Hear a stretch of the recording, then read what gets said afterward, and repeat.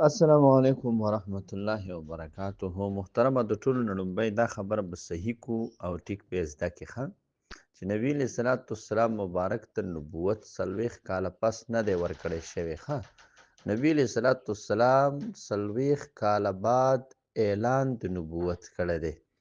نبی علیه صلات والسلام نبی د مخکې نه و ښه، ځکه د ماشوموالي په وخت کې چې د نبي علیه صلات والسلام نه کم ارهاسات راغلي دي نو د هغې اطلاق په معجزه کېږي او معجزه د نبي نه صادریږي. بل حدیث کې صفا راغلی دی، نبي علیه السلام وایي کنت نبیا و آدم بین الماء والطین. زه لا په هغه زمانه کې هم پیغمبر وم چې لا آدم علیه صلات والسلام په منځ د خټې او د اوبو کې و. نو پته لګي چې نبي علیه صلات والسلام د نور په لحاظ اولن پیغمبر دی ښه. پاتې شوه دا چې نبي علیه صلات والسلام به د اعلان نبوت نه مخکې عبادت کو که نه، نو او عبادت به کو، ریاضت به کو، ذکر د الله تعالی به کو، غار حرا ته به راته، په دې کې به مبارک علیه صلات والسلام شپې تېرولې، ورځې به یې پکې تېرولې.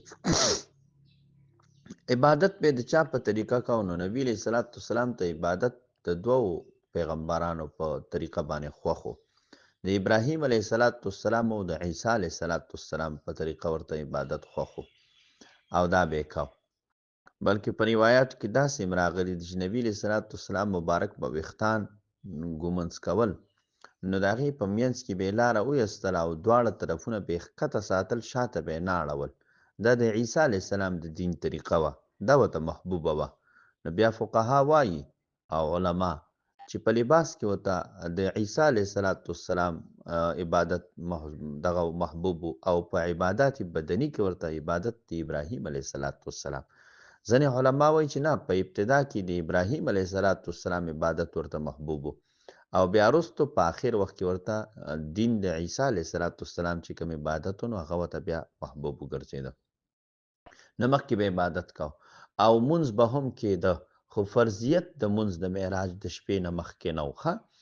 او نورو پیغمبرانو به هم منځونه کول، خو او هم په دغه طریقه باندې به منځ کېده، خو وختونه او فرضیت یې داسې نه و لکه زموږ د امت چې دی، فضیلت یې هم داسې نه و لکه د دې امت چې دی ښه.